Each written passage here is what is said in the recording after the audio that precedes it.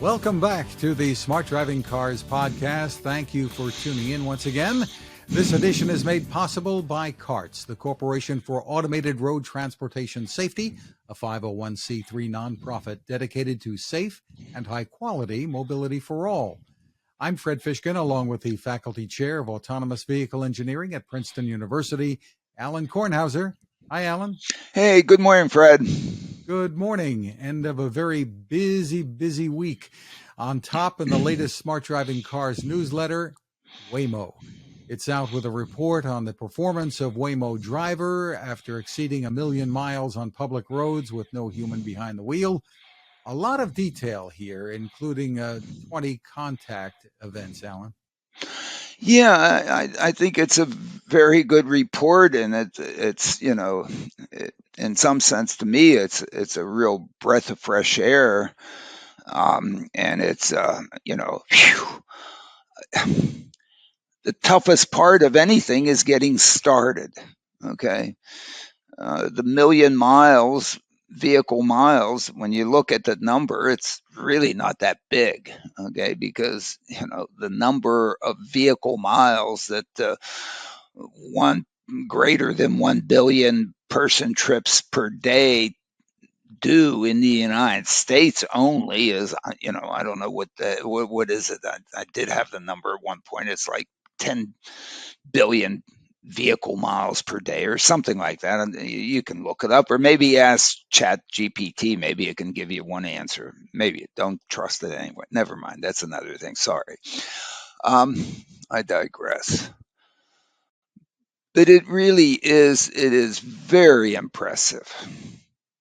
It is very impressive because it was done without a driver, without an attendant.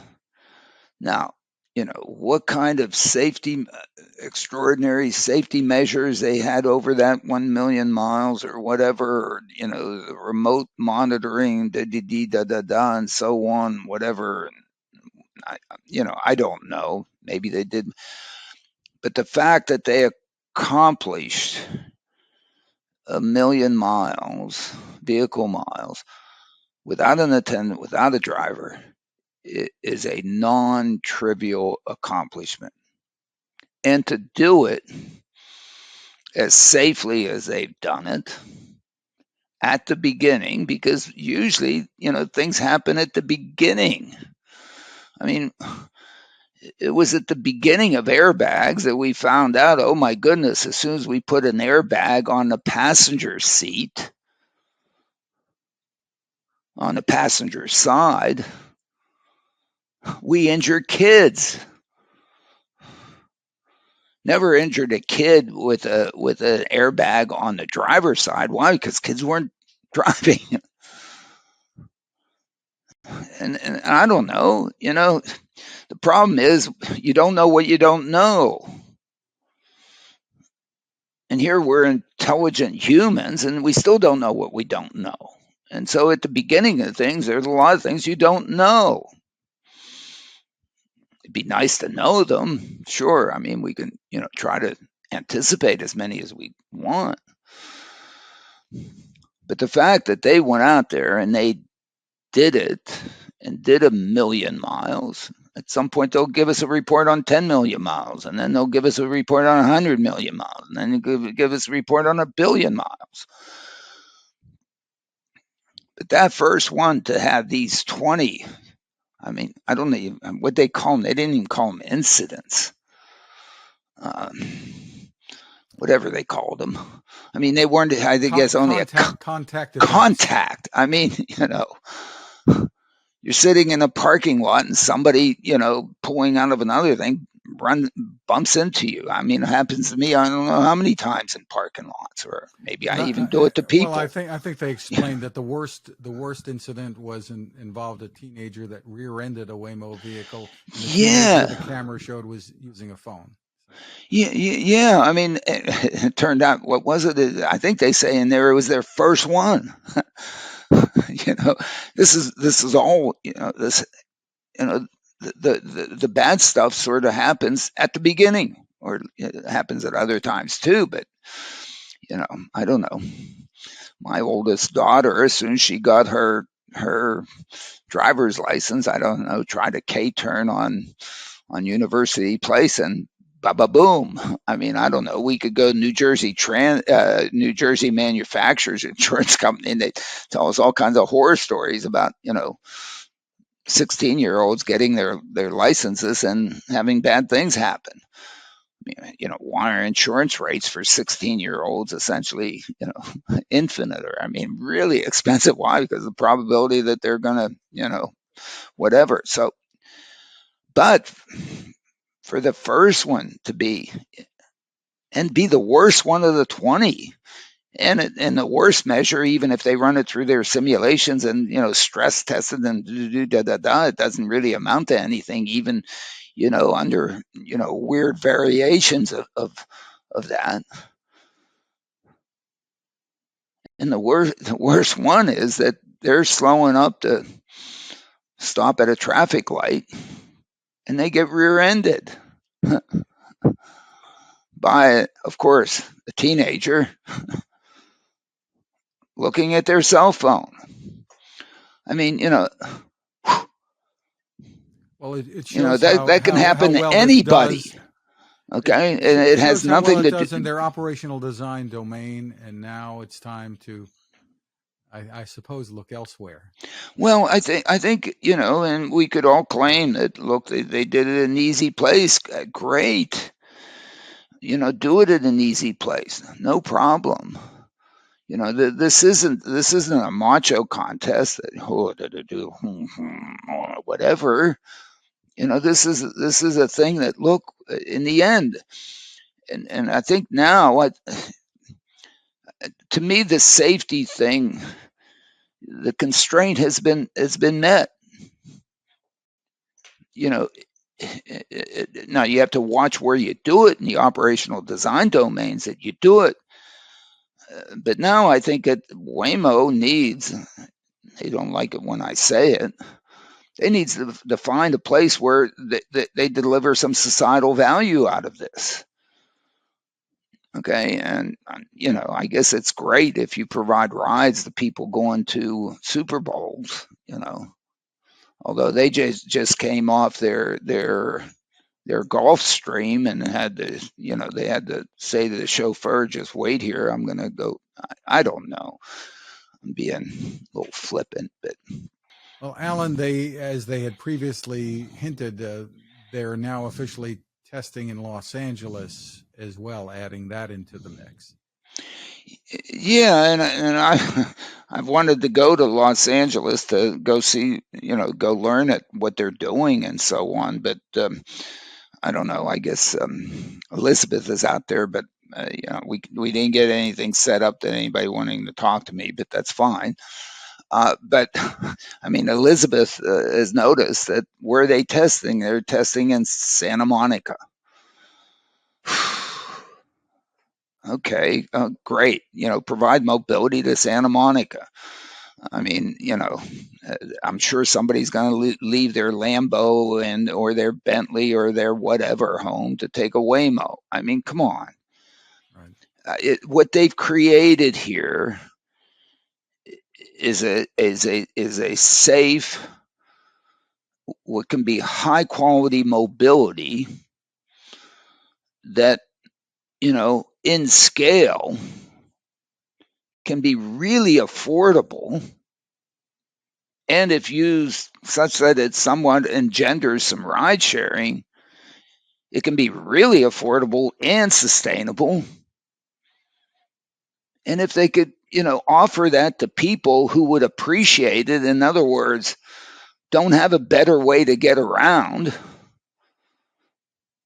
they could be heroes and make money and scale and provide some societal value and improve people's lives, as well as be safe. Okay, but just aspiring to be safe, I guess that's great. But being safe and aspiring to provide mobility and improve quality of life, That should be the business case. We should point out too that Cruise has also reached that same million-mile milestone, I believe. Yeah, I think Cruise has, and kudos to them too in driverless.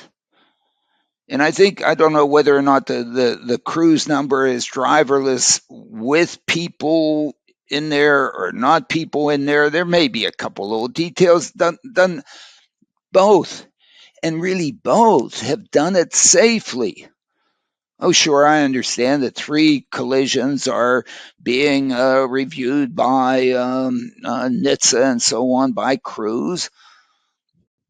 But I think we should wait until the information's out, because I'm sure the Cruise vehicles has a rear-facing camera, and I'm sure it spooled, what went on. And my goodness, every time I've rear-ended people, I don't know if I ever, my insurance rates have gone up. Right. And I don't know, maybe again, we should go to New Jersey manufacturers and ask them, over the rear ending situations, how many times have you increased the the insurance rates of the person that was rear ended versus the person that rear ended? And I don't know, maybe I'm not, whatever. I mean, it's easy for, hey, the dog ate my homework, and oh my goodness, it was driving erratically. It stopped at a stop sign. Nobody ever stops at this stop sign. Therefore, I don't know if that's what went on. I'm not being fair to the people who did the rear ending, I'm sure. I guess I'm never a fair guy, so whatever. Let's move on. But Alan, anyway, you talk I about the want to business express model. my appreciation to both, for whatever it matters, to both Waymo and Cruise for entering into the driverless part of this technology. True driverless, not faking it, not whatever, not really doing it for some substantial amount of time in an operational design domain, and not ruining everything. A la, Alain Hirschberg ruining Uber. Okay, Uber likely isn't going to survive as a business because of that. They, of course, lost $60 billion in market cap, pre-market cap, because of it. And probably that goof up probably means that, unless they pivot 180 degrees from what they originally, came out on, they're done, maybe. So kudos for Meanwhile, them to be go so ahead. darn careful and doing it and accomplishing that, and continue to be careful.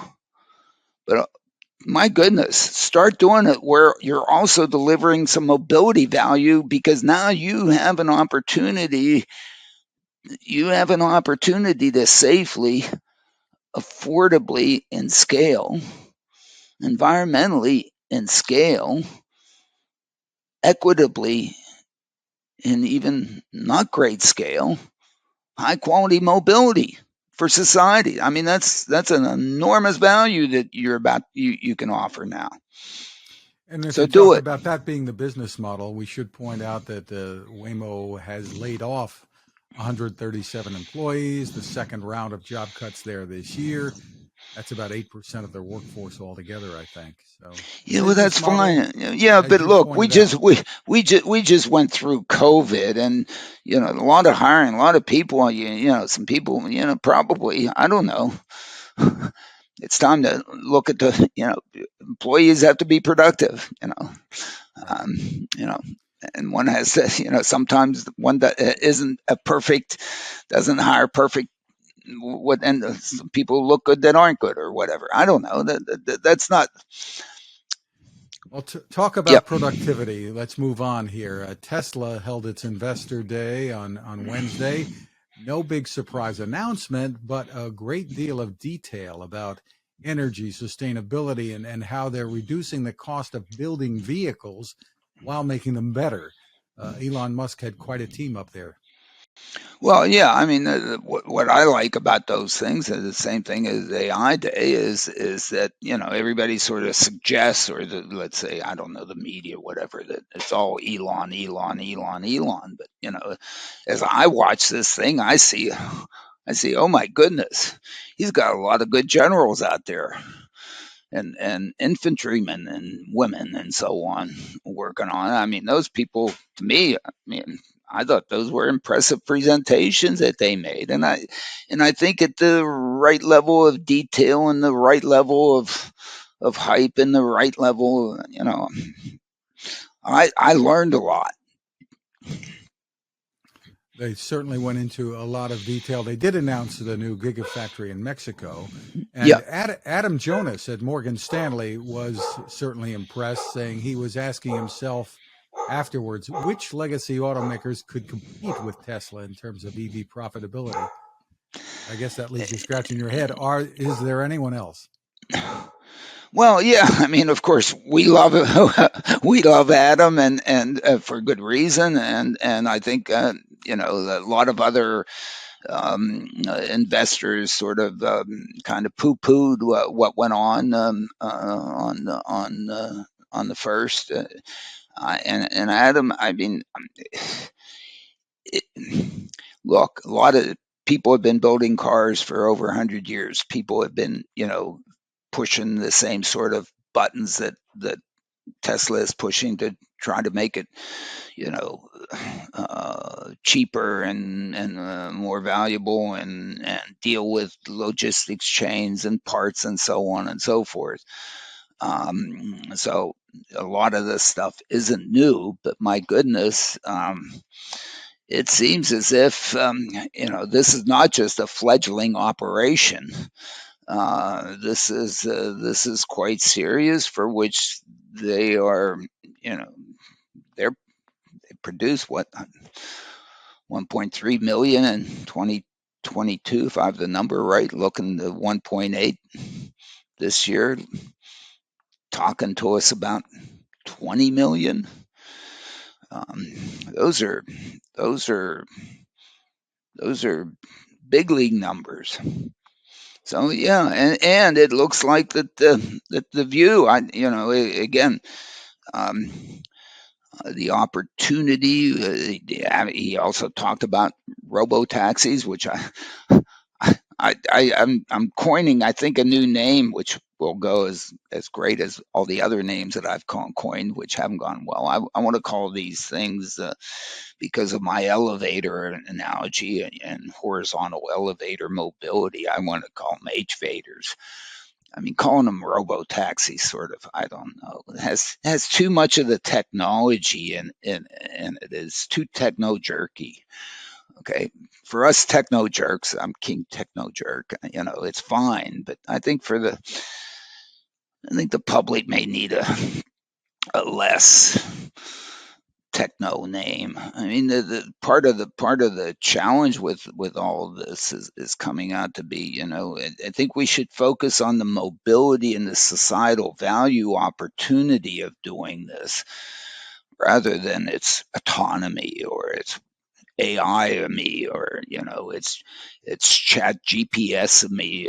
Blah blah blah. This is about getting from A to B when you want to get from A to B, to do whatever it is that you're so dying to go from A to B for, and to do that for as many folks as possible, as equitably as possible, so that each person can just improve their lives a little bit.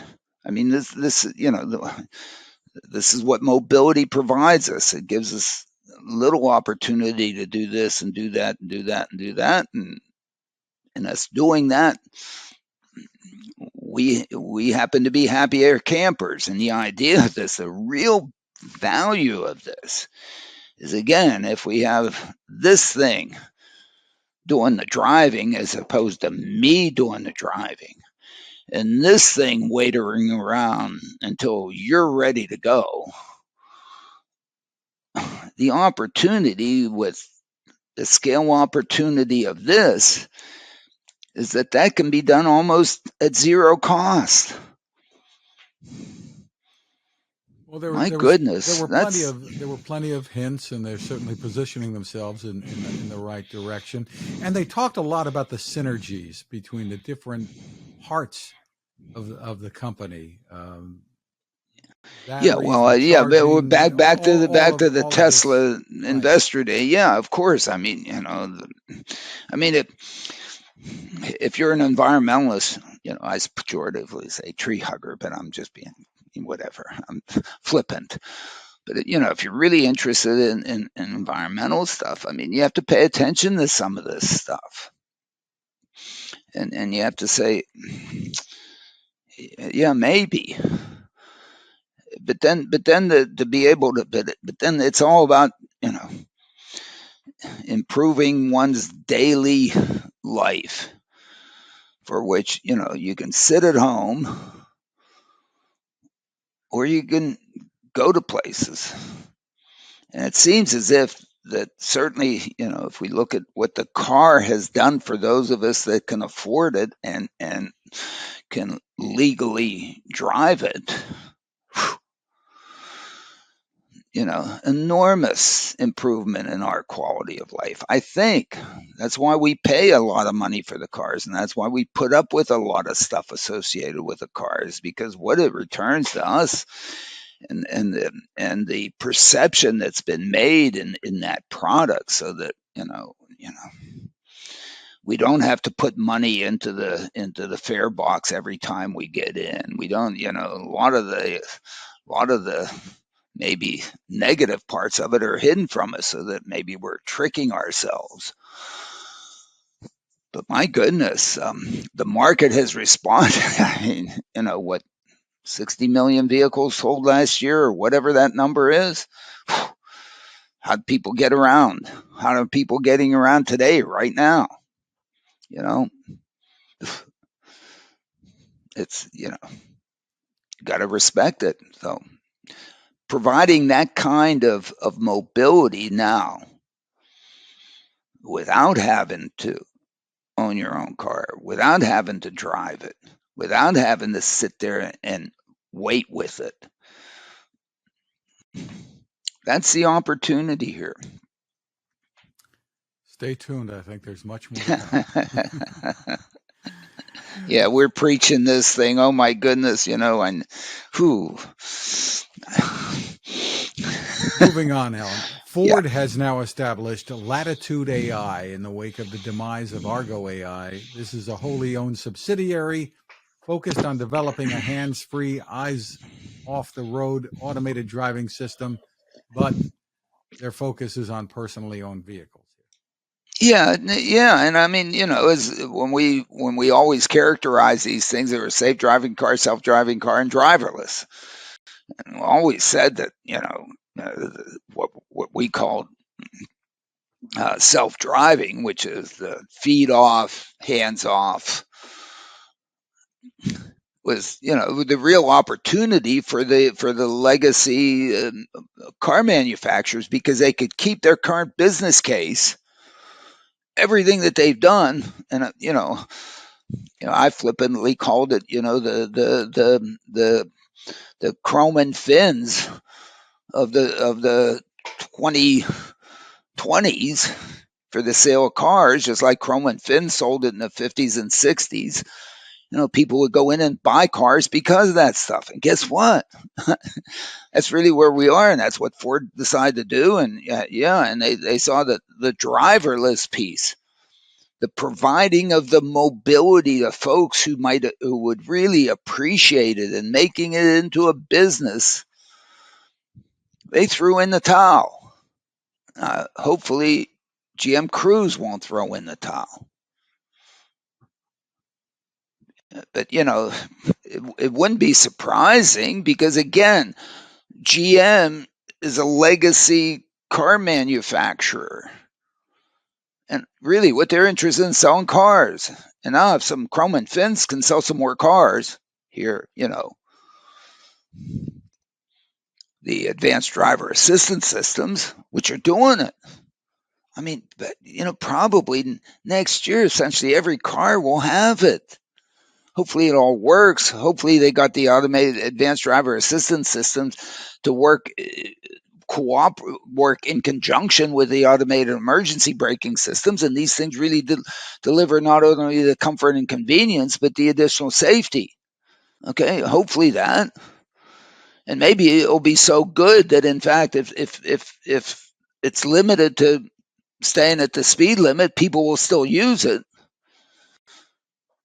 and appreciate it, and maybe everybody will slow down a little bit, and we'll be, oh my goodness, just that will be all safer. And everybody will just cool it a little bit as opposed to, I got to go who knows what. So, that's all really good. But it's not providing mobility to those who, for whatever reason, can't have one of these other guys. And guess what that's created? That's created a real divide in terms of classic quality of life and so on. And, and I guess, you can also do that and hopefully get the driver out of there and provide the mobility. And if you did that and you provide the mobility for the folks the problem with that one is that then all of a sudden creeps into your vehicle sales. Because then somebody may decide, well, why am I buying a car? Oh my goodness, this mobility system it's actually better than my car. I don't have to park it. I don't have to pay for parking. I don't what do. And in fact, because of its utilization, the capital cost and whoa. So if I'm a legacy system, my goodness, I have to be careful about the driverless piece. But man, the self-driving piece with comfort and convenience, let's go. Which is what Ford just did with, that's Ford.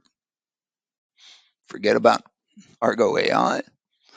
Let's just make sure that there's this Chrome and Fins. I'm being pejorative, but this good advanced driver assistance system. I'm going to sell a ton of them. That's what I think. their I don't car know. business is about. Yeah, I mean it is, and it's fair. I mean, it's absolutely fair for them to do that. It's great. But then you have Waymo on the other side. They aren't a legacy car business.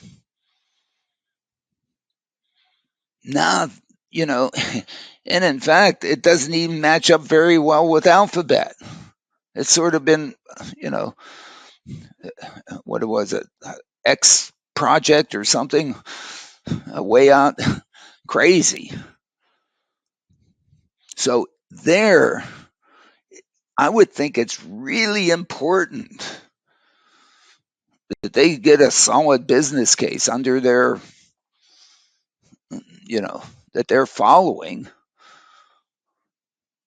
And that has to mean that, sure, you can live with the societal benefits and hope that the societal benefits of safety, bring you enough kudos that, allow you to stay in business.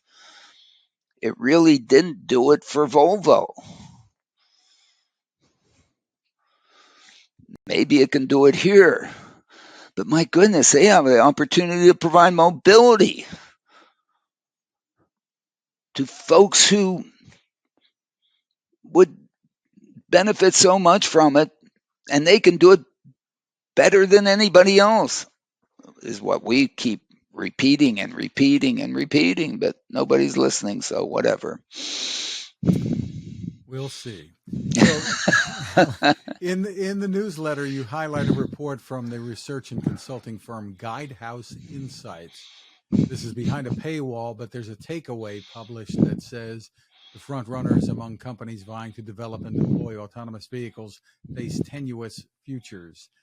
You had some comments about this. Yeah, I mean, they provide they provide a two-dimensional coordinate system in which they put dots. Apparently, the farther you are out on each dimension, the better you are. So you want to be, like way out here. And if you're way down here, you're like, there are no numbers. One wonders, I guess you have to buy the report to get the numbers. My goodness, whatever. And then you look at the dots with names, and if you're a cheap guy like me who can't afford to buy anything, you sort of go in your mind and say, how in the heck did they come up with that data point here and that data point there and that one there and that and you say to yourself, and then you look at what their metrics are, which one of their metrics, their major metric has to do with the running out of the clock.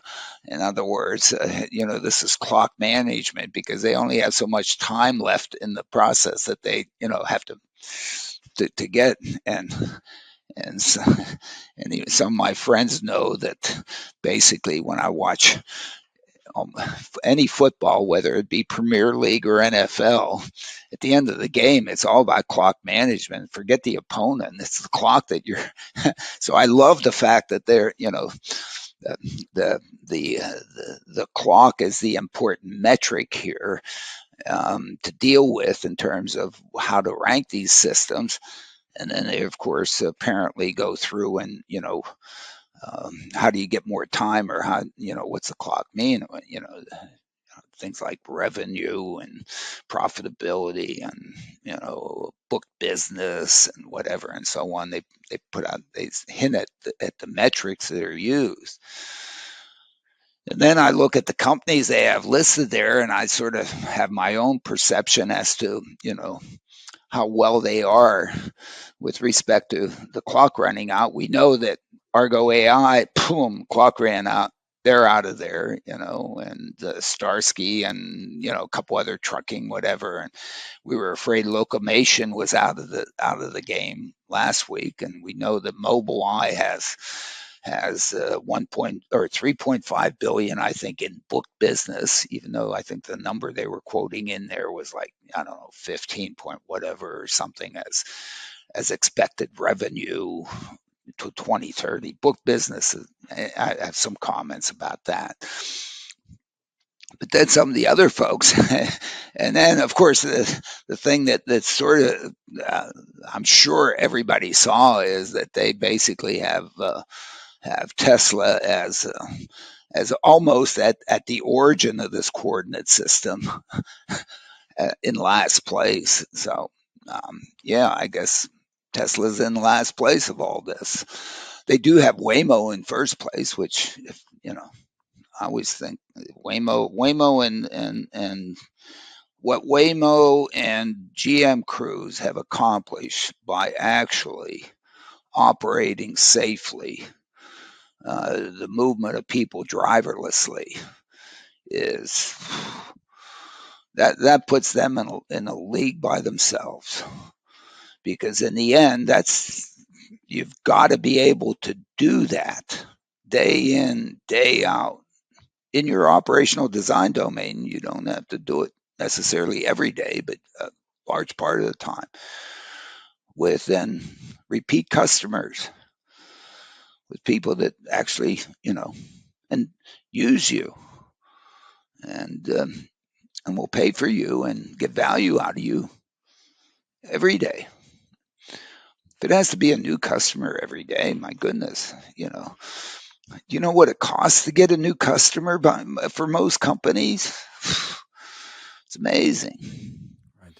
You got to get the recurring use by your recurring customer. Well, related to the vehicles being used, especially we could say maybe Cruise, from the Autonomous Vehicle Industry Association, a call to modernize the vehicle exemption process to allow the deployment of new designs. I guess we're talking no steering wheel, no pedals, perhaps, while NHTSA continues to develop permanent rules. Yeah, I think that brings us back to our topic last week, which why is NHTSA, I won't say dragging their feet, but why is it taking so much time for General Motors to get approval to build some Origin vehicles? Really? I mean, you know, even if they were the most unsafe vehicles ever done, they're going to be so few that they can't have much impact. And it's not that they're going to take these vehicles and sell them to consumers. I don't think that's in the plan. Or maybe and Neuro went through it. And how long did Neuro have to wait? Neuro wasn't going to sell these things to consumers, where you have to really worry about how a consumer is going to misuse a product.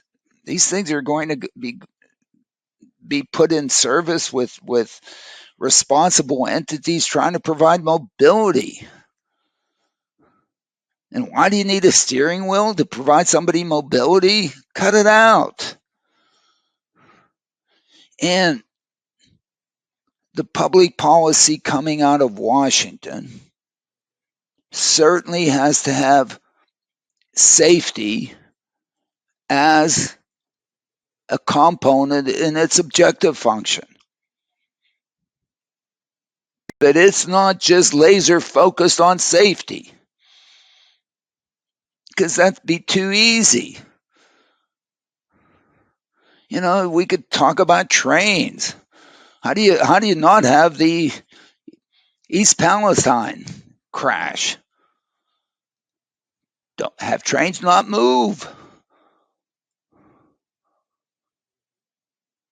You know, maybe, have bad chemicals not go from A to B. But apparently the economy or whatever needs to have bad chemicals move from A to B. Or it would be advantageous to us, in some way to have that. I don't know why it's advantageous to us, but it must be, because somebody, had to go through the trials and tribulations of trying to get those bad chemicals from A to B. And okay, now we have to deal with safety, but part of the objective is to get the chemical from A to B. And part of the objective here has to be with NHTSA, look, you've got to be in the mobility business. You've got to champion mobility as one with safety. And if you're really championing, if your objective function, the thing that you're trying to extremize, to do the best of, that includes safety and mobility, you've got to look at things like Neuro and things like GM Origin and say, oh my goodness, how quickly can we help you put these things out there so that you can get packages or you can get people to where they want to go to improve their quality of life? I mean, what? Come on, NHTSA. So again, I think it's nice that this organization also realizes, my goodness, what are we doing here?